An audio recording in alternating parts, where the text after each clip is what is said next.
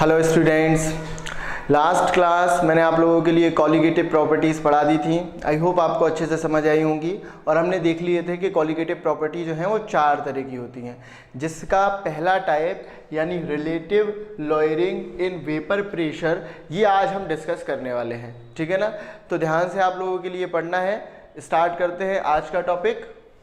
पहली colligative property जो कि है relative lawyering in vapour pressure, short में हम इसको RLVP भी बोल सकते हैं। ठीक है, तो सबसे पहले तो हम वेपर प्रेशर के बारे में समझ लेते हैं, यानी वेपर प्रेशर कहते किसको हैं वो पढ़ लेते हैं। ठीक है, डेफिनेशन क्या है वेपर प्रेशर की?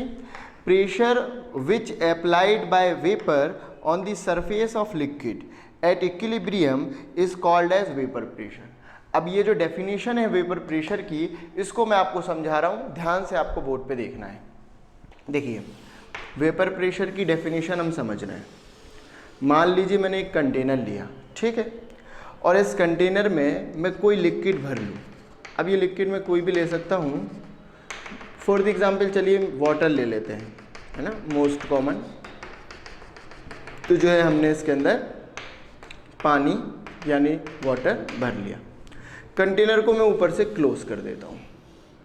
ठीक, अब आप मुझे ये बताइए कि ये क्लोज कंटेनर जिसके अंदर वाटर भरा हुआ है, अगर इस क्लोज कंटेनर को मैं गर्म करूँ, इस कंटेनर को हम गर्म करें, तो बताइए ज़रा गर्म करने पे क्या होगा? बोलो।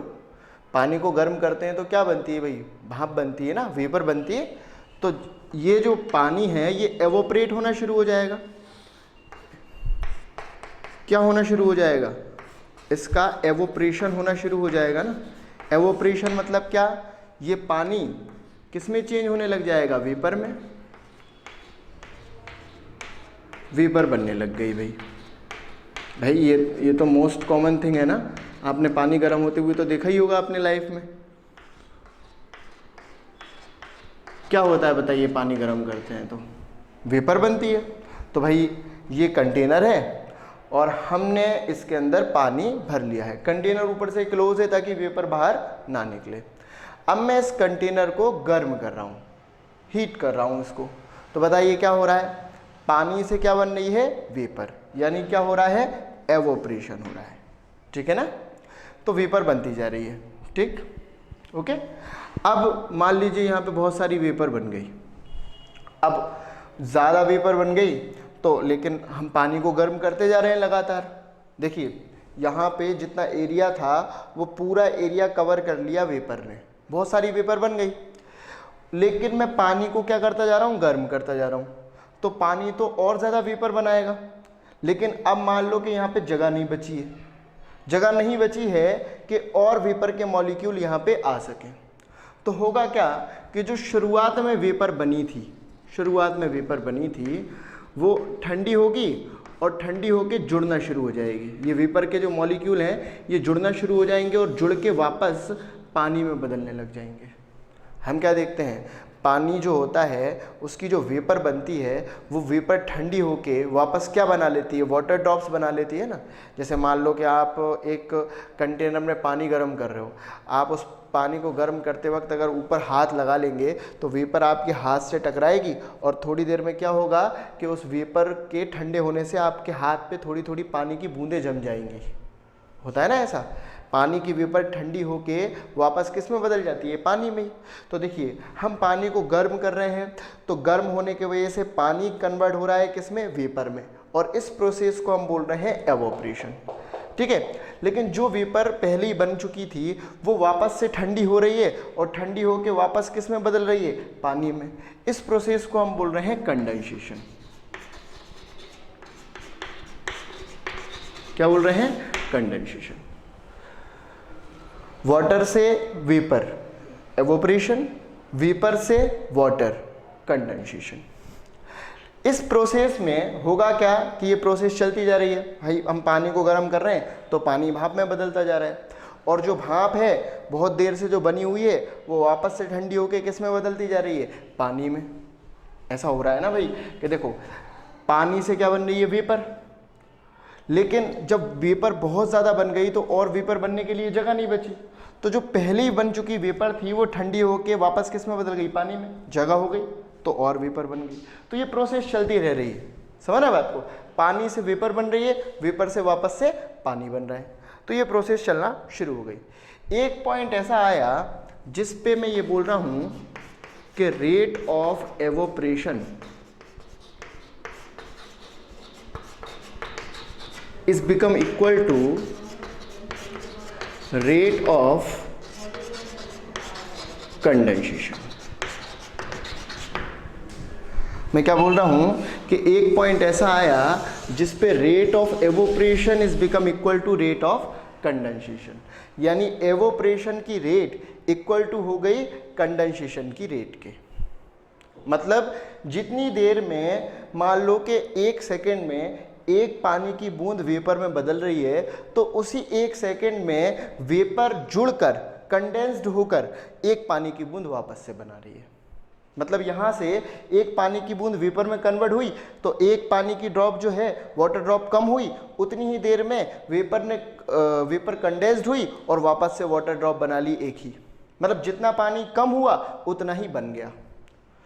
तो ना तो पानी का अमाउंट यहाँ पे बढ़ेगा और ना ही घटेगा। समझ रहे ना बात को, कि जितनी वेपर बनी उतनी ही वेपर ने वापस से पानी बना लिया।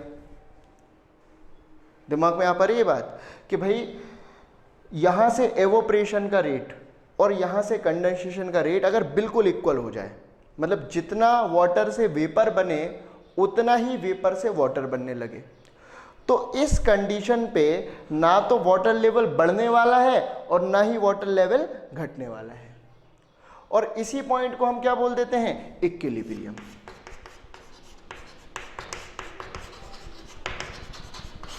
इसी पॉइंट को हम क्या बोल देने वाले हैं, इक्विलिब्रियम। भाई इक्विलिब्रियम इसी चीज को कहते हैं ना कि दो अपोजिट जो रिएक्शन हो रही हैं, जो दो अपोजिट चेंज हो रहे हैं, उनका जो रेट है वो इक्वल हो जाए। 11th में हमने इक्विलिब्रियम के बारे में पढ़ा हुआ है, rate of forward reaction is become equal to rate of backward reaction.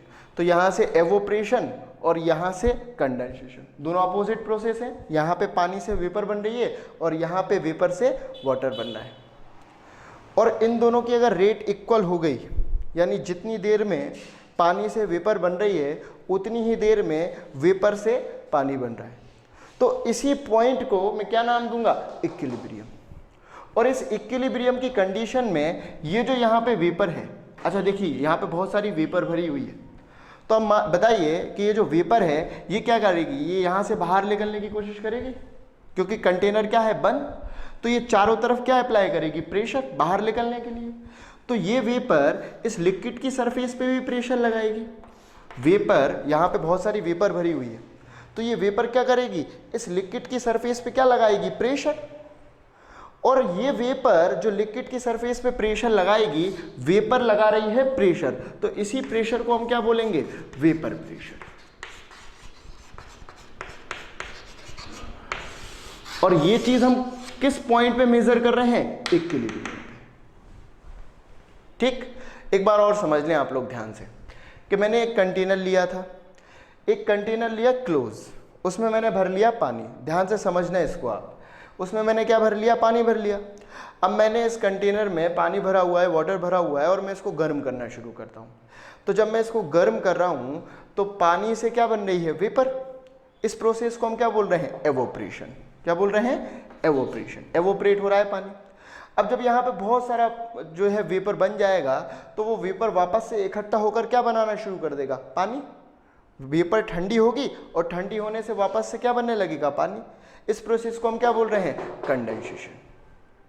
ठीक, तो इधर से हो रहा है एवोपरेशन और ये हो रहा है कंडेंसेशन। एक पॉइंट ऐसा आएगा कि जब रेट ऑफ एवोपरेशन और रेट ऑफ कंडेंसेशन क्या हो जाएगी, इक्वल। मतलब जितना पानी वेपर में कन्वर्ट हो रहा होगा उतनी ही वेपर पानी में कन्वर्ट हो रही होगी। मतलब यहाँ से एक बूंद पानी कम हुआ तो यहाँ से एक बूंद पानी वापस आ गया। एक बूंद पानी की अगर वेपर बनी तो वेपर ने जुड़ के एक ही बूंद पानी वापस से बना लिया। तो ना तो यहाँ पे वाटर लेवल घटने वाला है और ना ही बढ़ने वाला है। इसी पॉइंट को हम क्या बोल देंगे, इक्विलिब्रियम। जिस पे रेट ऑफ एवोपरेशन और रेट ऑफ कंडेंसेशन क्या हो गया है, इक्वल। और इक्विलिब्रियम की कंडीशन में, यानी इस कंडीशन में कि जब रेट ऑफ एवोपरेशन और रेट ऑफ कंडेंसेशन इक्वल हो गया है, यानी इक्विलिब्रियम की कंडीशन में ये जो वेपर यहाँ पे भरी हुई है, ये वेपर क्या बाहर निकलना चाहती है, यहाँ से कंटेनर क्लोज है, तो ये जो वेपर इस लिक्विड की सरफेस पे और चारों तरफ जो प्रेशर अप्लाई कर रही है, यहाँ पे वेपर भरी हुई है बहुत सारी, ये वेपर इस लिक्विड की सरफेस पे क्या लगा रही है, प्रेशर। बहुत सारी वेपर भरी हुई है, प्रेशर अप्लाई कर रही है, वेपर अप्लाई कर रही है प्रेशर, तो इसी प्रेशर को हम क्या बोल रहे हैं, वेपर प्रेशर। क्लियर है? डेफिनेशन देखिए आप, pressure which applied by vapour, pressure which applied by vapour on the surface of liquid, on the surface of liquid at equilibrium, equilibrium पर, ठीक। इसी को हम क्या बोल रहे हैं, is called as vapour pressure. Pressure which applied by vapour, pressure which applied by vapour on the surface of liquid at equilibrium is called as vapour pressure. Is that clear? आपको समझ में आ गया होगा अच्छी तरीके से। वेपर प्रेशर हमने अच्छे तरीके से समझ लिया। डेफिनेशन नोट कर लें, डायग्राम से इसको समझने की कोशिश करें कि जो वेपर है वो लिक्विड की सरफेस पे प्रेशर अप्लाई कर रही है और इसी प्रेशर को हम वेपर प्रेशर बोल रहे हैं। बस कंडीशन हमें क्या ध्यान रखनी है, इक्विलिब्रियम पे, ठीक। नोट कर लें इतना। तो हमने समझ लिया है वेपर प्रेशर, ठीक, कि वेपर प्रेशर क्या होता है।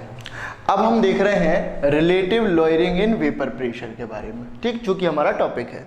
तो ध्यान दीजिए आप, when non volatile solute is added with pure solvent then vapor pressure of pure solvent is decreases। तो ये चीज़ मैं कैसे लिख रहा हूँ वो देख लें आप लोग। देखिए, मान लो कि मैंने ये कंटेनर लिया है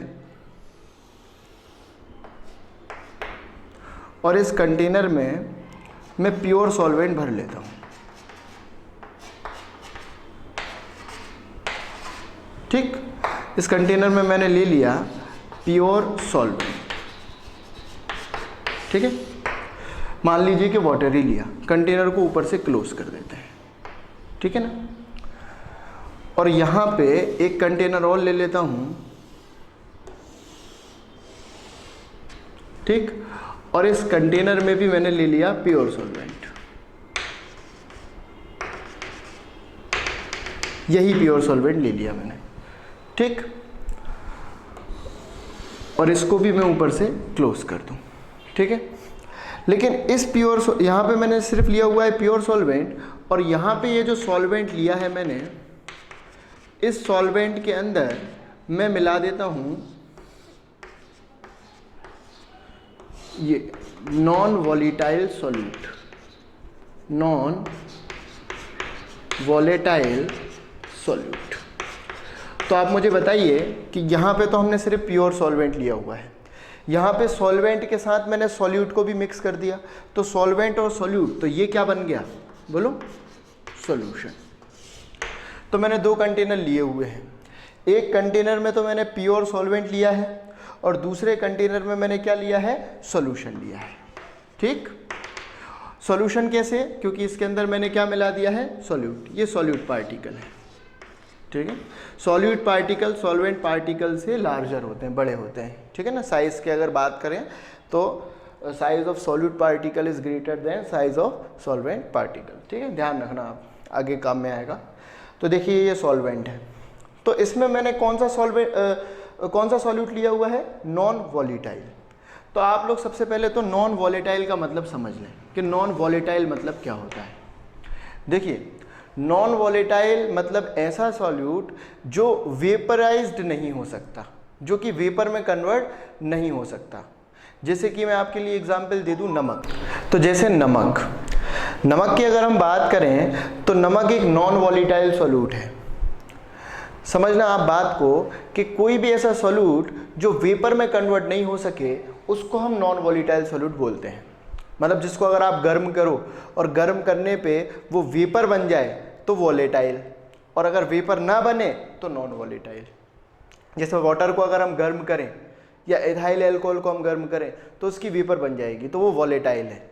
लेकिन नमक को अगर आप गर्म करना शुरू करो, मान लो कि जैसे अभी घर पे थोड़ा नमक लेके उसको गर्म करना शुरू करोगे तो सारा सिलेंडर जो है ख़त्म हो जाएगा, लेकिन वो नमक को कुछ भी नहीं हो रहा है, ठीक है।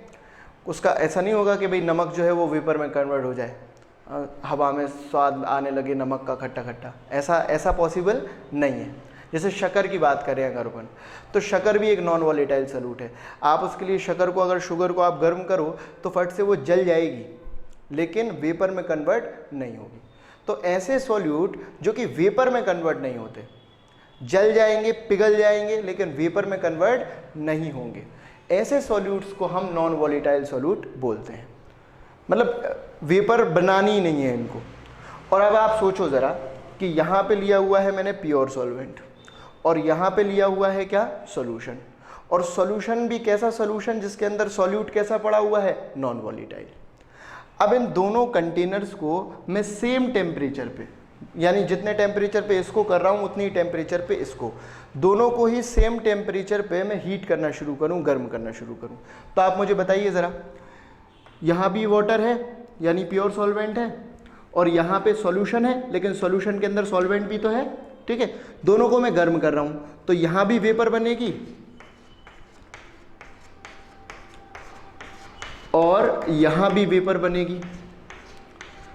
लेकिन मैं आपसे पूछ रहा हूँ कि ज़्यादा वेपर कहाँ बनेगी और कम वेपर कहाँ बनेगी। कॉमनली सोच के देखिए कि यहाँ पे प्योर सॉल्वेंट है जो कि पूरा का पूरा वेपर में कन्वर्ट हो सकता है। प्योर सॉल्वेंट जैसे कि मैंने पानी ले लिया, तो यहाँ पे सिर्फ और सिर्फ पानी पानी है जो पूरा का पूरा वेपर में कन्वर्ट हो सकता है।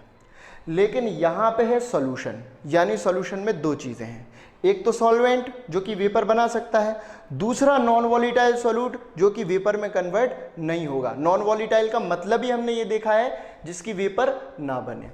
तो आप मुझे ये बताइए कि यहाँ पे सॉल्वेंट ही सॉल्वेंट है जो पूरा वेपर में बदलने वाला है, यहाँ पे सॉल्वेंट प्लस सॉल्यूट है यानी सॉल्यूशन है जिसमें से सॉल्वेंट तो वेपर बनाएगा लेकिन सॉल्यूट वेपर नहीं बनाएगा।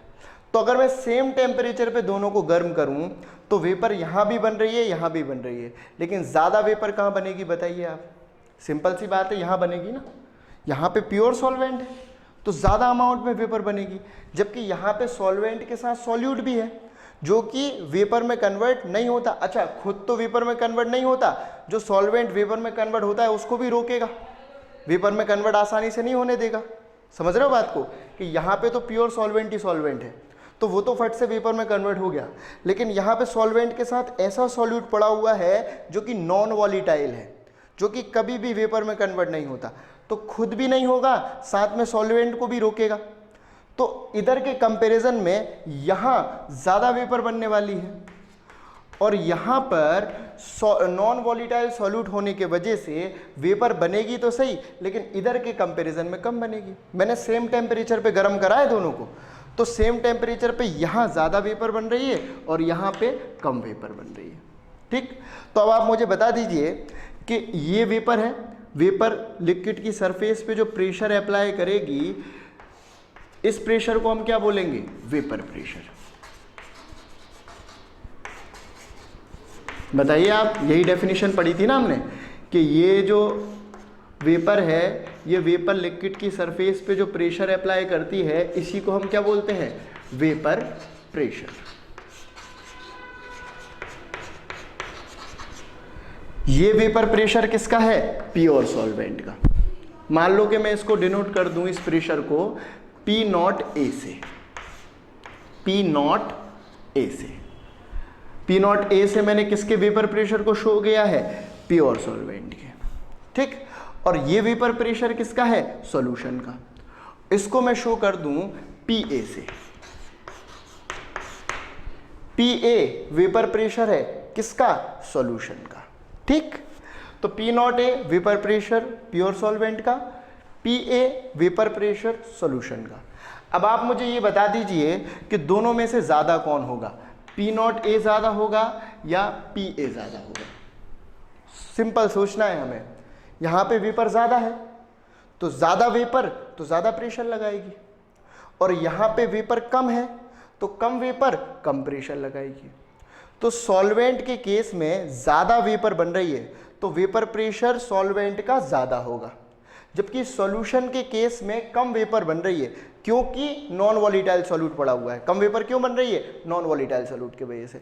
और नॉन वॉलीटाइल सॉल्यूट की वजह से कम वेपर तो प्रेशर भी कम। ज़्यादा वेपर ज़्यादा प्रेशर, कम वेपर कम प्रेशर। तो बताइए ये वाली जो वैल्यू होगी वेपर प्रेशर की वो इस वाली से कम होगी क्योंकि यहाँ पे ज़्यादा वेपर है, तो ये वाला वेपर प्रेशर ज़्यादा होगा as comparison to this vapour pressure. यानी मैं ये बोल सकता हूँ कि प्योर सॉल्वेंट का वेपर प्रेशर यानी P nought A, pure solvent का वेपर प्रेशर यानी P नॉट A ज़्यादा होगा is greater than vapour pressure of solution यानी PA से।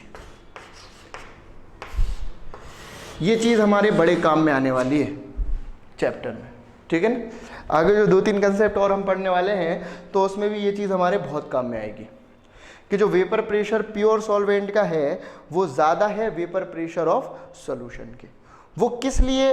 क्योंकि यहाँ पे प्योर सॉल्वेंट है तो ज़्यादा वेपर बन रही है, जबकि यहाँ पे सॉल्यूशन है जिसमें नॉन वॉलीटाइल सॉल्यूट भी पड़ा हुआ है जिसके वजह से कम वेपर बन रही है। तो कम वेपर तो कम प्रेशर और ज़्यादा वेपर तो ज़्यादा प्रेशर। और यही चीज़ मैंने यहाँ पे लिखी हुई है, देख लीजिए आप।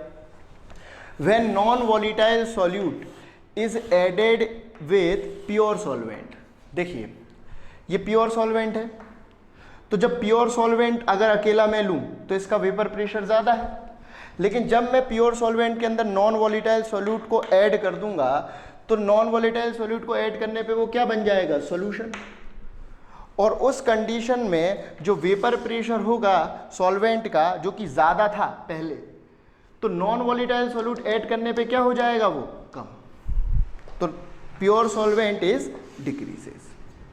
बात को समझ गए आप कि प्योर सॉल्वेंट का वेपर प्रेशर ज़्यादा होता है, लेकिन जैसे ही उसमें नॉन वॉलीटाइल सॉल्यूट ऐड करते हैं तो वो किस में कन्वर्ट हो जाता है? सॉल्यूशन में, और उसका वेपर प्रेशर क्या हो जाता है? डिक्रीज। ठीक है। When non-volatile solute is added with pure solvent, then vapor pressure of pure solvent is decreases. पहले प्योर सॉल्वेंट का वेपर प्रेशर ज़्यादा था क्योंकि ज़्यादा वेपर बन रही थी, लेकिन जब उसमें हमने नॉन वॉलीटाइल सॉल्यूट को ऐड किया तो उसके वजह से वेपर कम बनने लगी और वेपर प्रेशर कम हो गया। ठीक, यानी प्योर सॉल्वेंट का वेपर प्रेशर हमेशा ज़्यादा होता है सॉल्यूशन के वेपर प्रेशर से, और वो इसलिए यहाँ पे ज़्यादा वेपर है तो ज़्यादा वेपर प्रेशर और यहाँ पे कम वेपर है तो कम वेपर प्रेशर। इतना आप नोट कीजिए, आगे बताता हूँ। तो ये चीज़ हमने समझ ली है कि P nought A is greater than P, जहाँ पर P नॉट A मतलब वेपर प्रेशर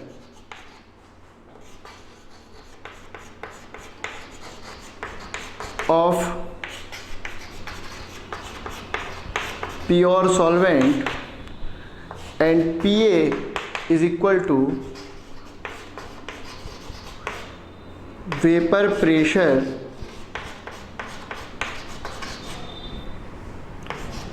of solution।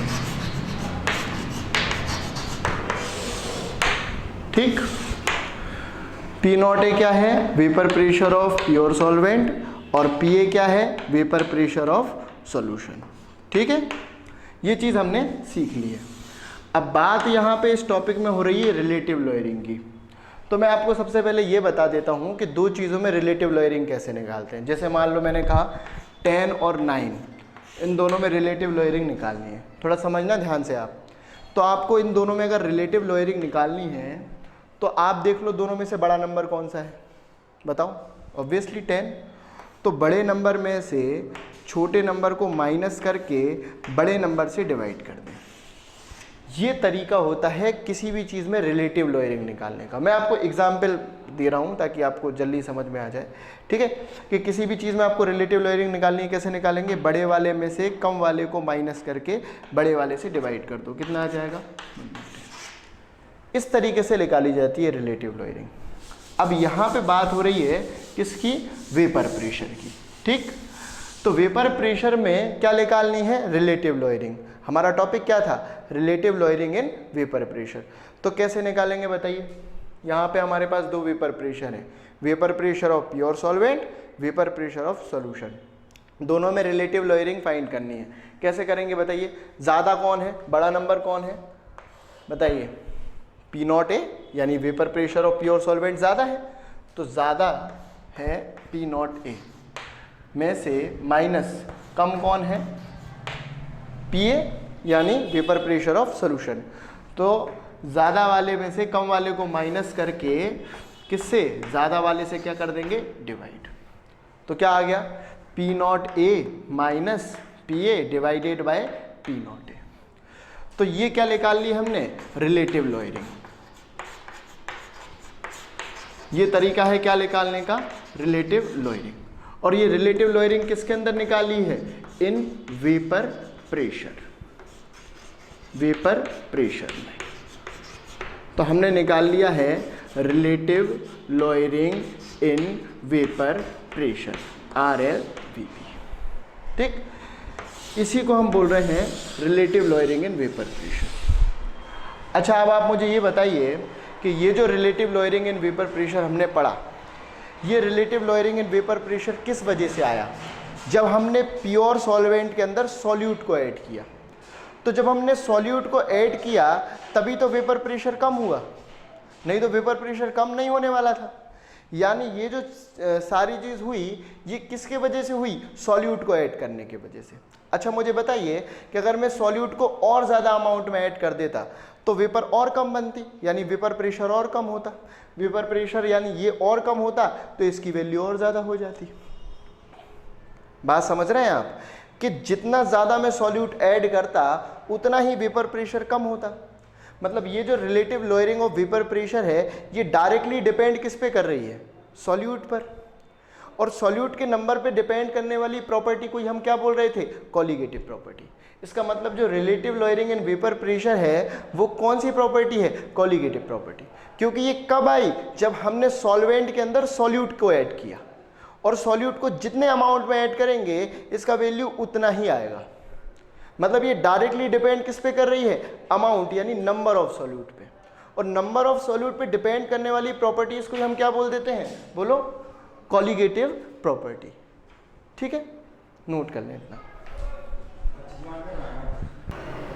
तो आज हमने पढ़ लिया relative lawyering in vapour pressure को। ठीक, relative lawyering in vapour pressure क्या होता है कि भाई ज़्यादा वेपर प्रेशर किसका था? प्योर सॉल्वेंट का, minus come vapour pressure divided by ज़्यादा वेपर प्रेशर।